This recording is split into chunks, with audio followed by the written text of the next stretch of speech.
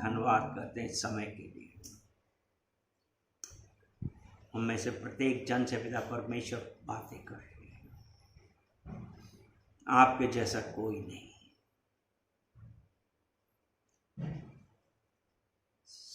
प्रत्येक जन को और अपने आप को पिता परमेश्वर मैं आपको सरेंडर करता हूँ।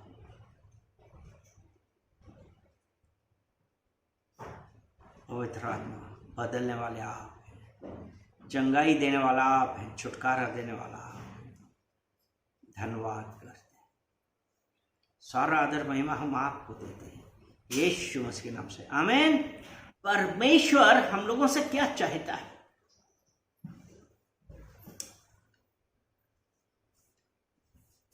अगर हम पहला इतिहास 16 अध्याय और 25 वचन, क्योंकि यहोवा महान और अति प्रशंसा योग्य है, उसका भय सब देवताओं से अधिक माना जाए। क्या यहां पे क्या कहता है? यहोवा महान और स्तुति के योग्य है जी।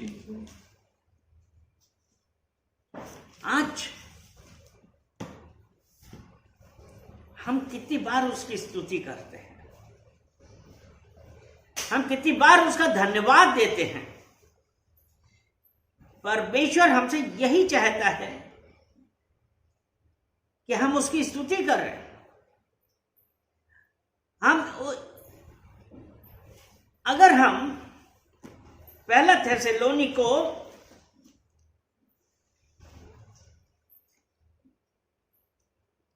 1 Thessalonians chapter 5 उसका 16 वचन, सर्वदा आनंदित रहो, सर्वदा आनंदित रहो। और हमने पहला इतिहास 16 के 25 में क्या कहा था? किसकी स्तुति कर रहे हैं। और जब स्तुति हम कब कर पाएंगे? जब हम आनंदित होंगे। हम भजन संहिता 150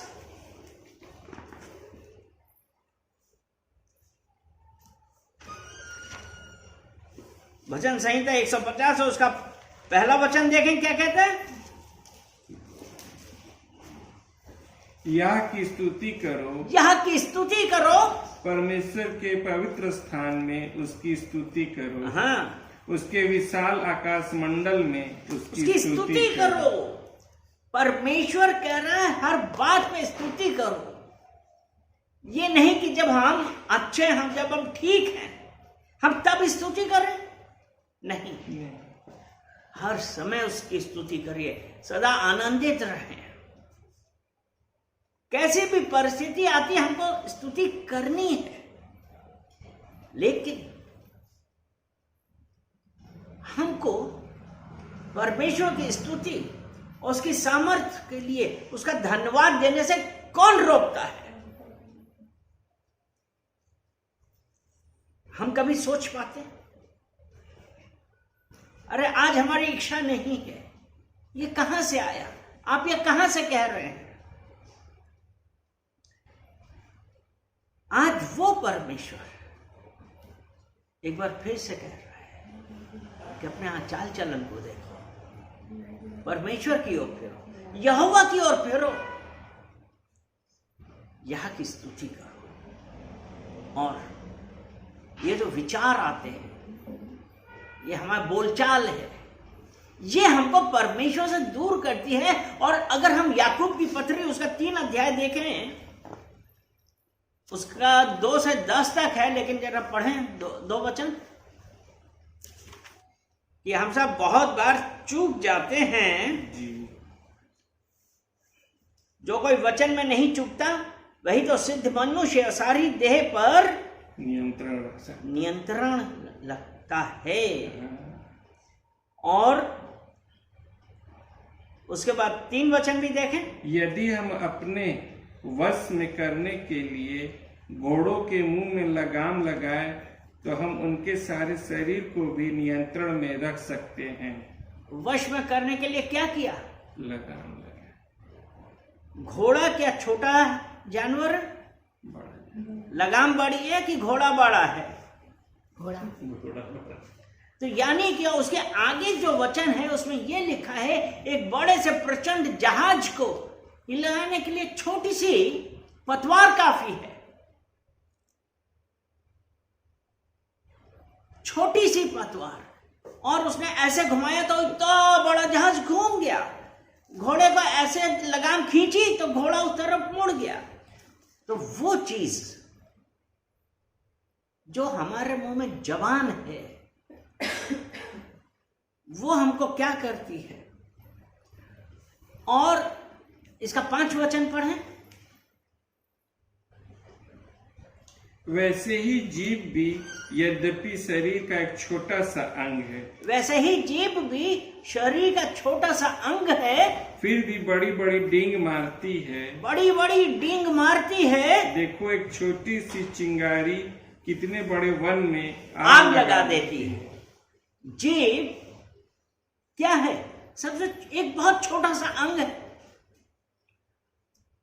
और परमेश्वर के लोगों की एक इनएबिलिटी है, यानी कि हम अपनी जीभ पर कंट्रोल नहीं कर पाते हैं। जी।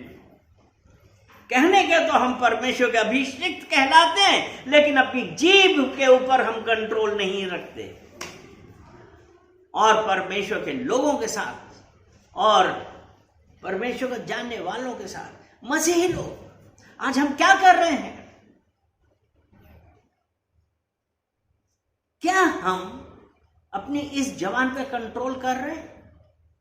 क्योंकि यही जीभ छोटी सी है, और ये हमारी जो बातें हैं आग लगाती है। हम उसको कंट्रोल नहीं कर पाते हैं, और कई बार हम लोग क्या कर रहे हैं?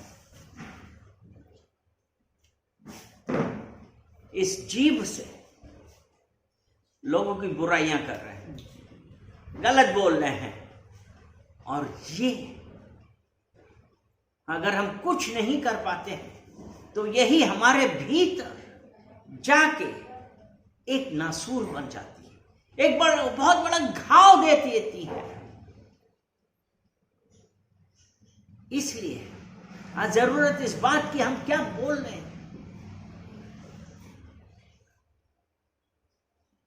हम कुछ नहीं कर पाए, लेकिन किसी ने कहा, और जिसके लिए कहा गया वो उसके अंदर घर कर गई।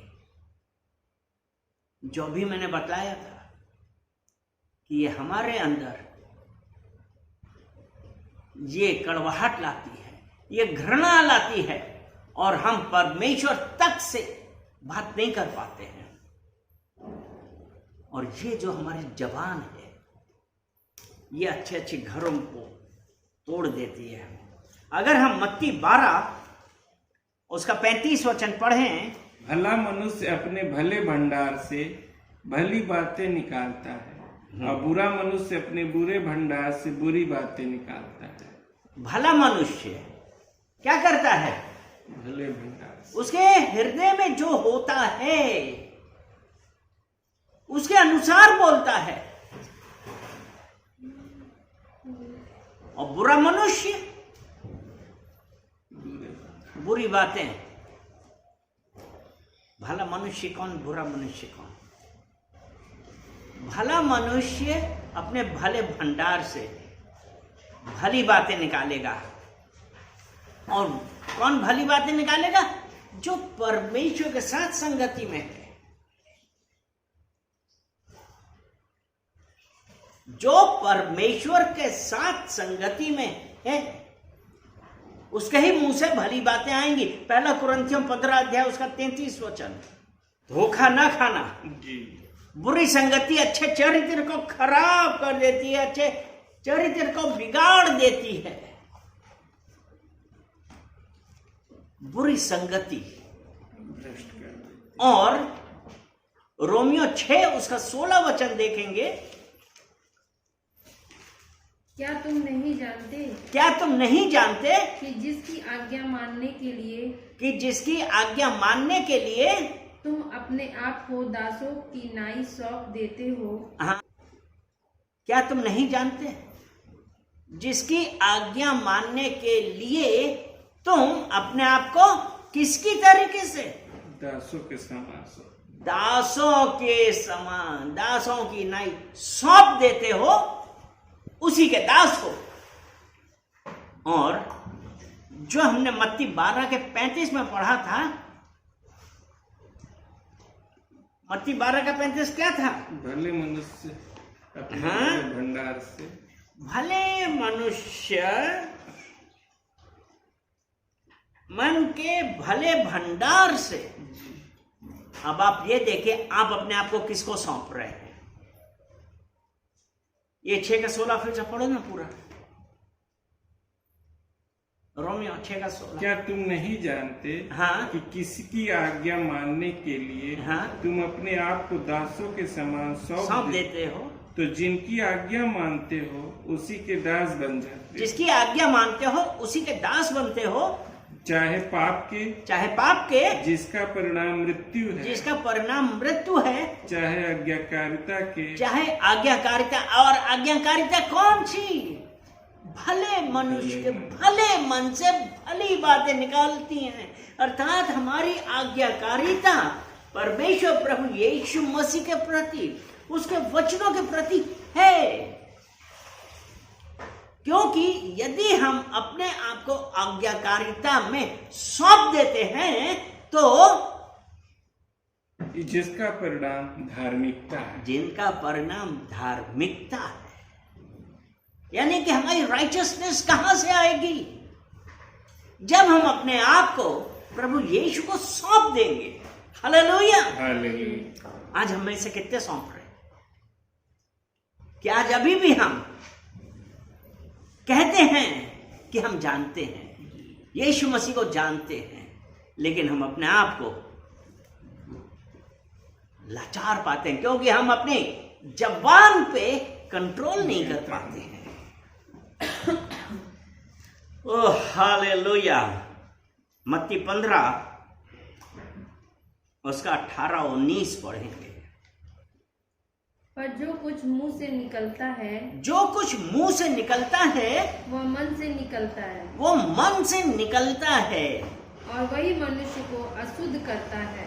और वही मनुष्य को अशुद्ध करता है। यानी कि जो कुछ भी आप मन मुंह से निकाल लेना, वो मन से निकलता है। वो आपका प्लान था, आपने सोच लिया था, और वही मनुष्य को अशुद्ध करता है।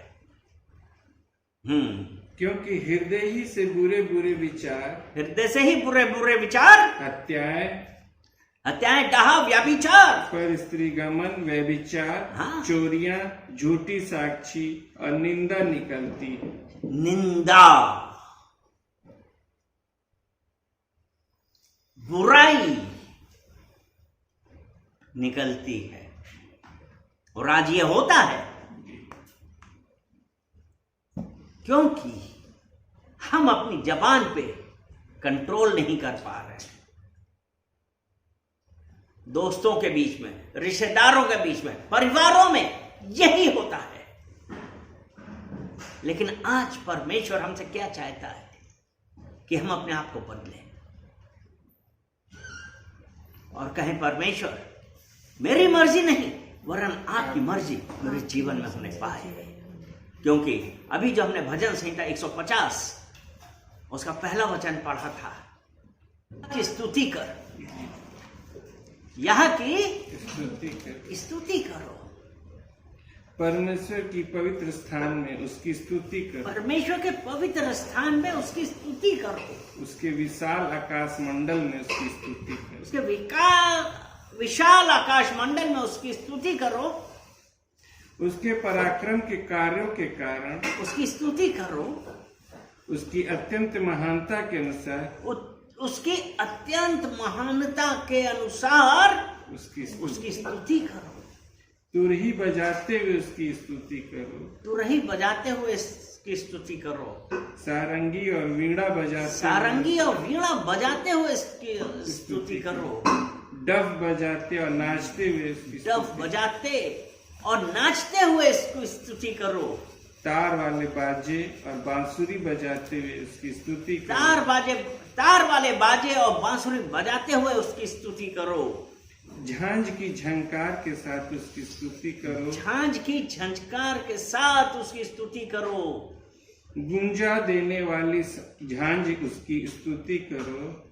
उसकी स्तुति करो। सब प्राणी या की स्तुति करें। सब प्राणी यह की स्तुति कर रहे हैं। या की स्तुति करो। आज परमेश्वर हमारा, हम ताली बजा के स्तुति करेंगे। हमको कुछ नहीं है, सारंगी नहीं है, वीणा नहीं है, ये परमेश्वर की स्तुति कर। परमेश्वर आप महान हैं, परमेश्वर आप अद्भुत हैं। धन्यवाद करते हैं पिता परमेश्वर आपके आश्चर्यजनक कार्यों के लिए।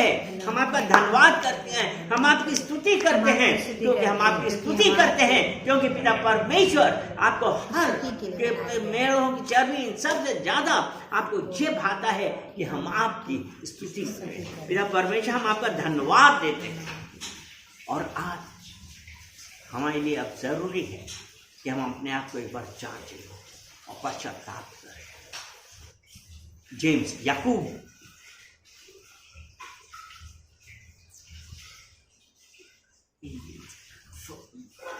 एक अध्याय 26 वचन। यदि कोई अपने आप को भक्त समझे, यदि कोई अपने आप को भक्त समझे और अपनी जीभ पर लगाम ना लगाए, जीभ पर लगाम ना लगाए, पर अपने हृदय को धोखा दे, अपने हृदय को धोखा दे, तो उसकी भक्ति व्यर्थ है। जरूरी है हम अपनी जबान को लगाम लगाएं, और जब लगाम लगाएं तब हम परमेश्वर को धन्यवाद करें। तभी तो, क्योंकि अगर हम जबान नहीं लगाते, लगाम नहीं लगाते तो हमारी भक्ति क्या है? व्यर्थ है। ऐसे क्या फायदा है अपने आप को बदलने? आज के हम तैयार हैं अपने आप को बदलने के लिए? समय, परमेश्वर ने कहा है कि तुम्हारे पाप में सदैव याद नहीं रखता हूं।